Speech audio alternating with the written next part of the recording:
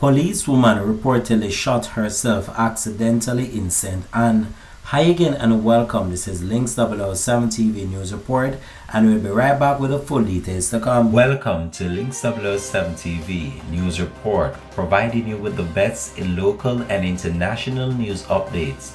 This is a place where you can get the most reliable and informative news information. Links 007 TV News Report.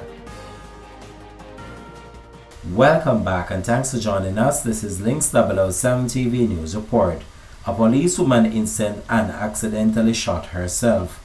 The incident happened in Exchange Ocheria, St. Anne.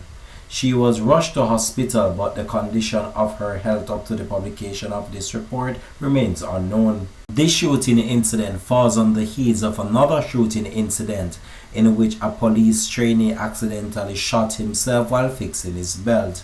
We'll have more details to come on that report in a later newscast. This has been Links 007 TV News Report. Thanks for watching.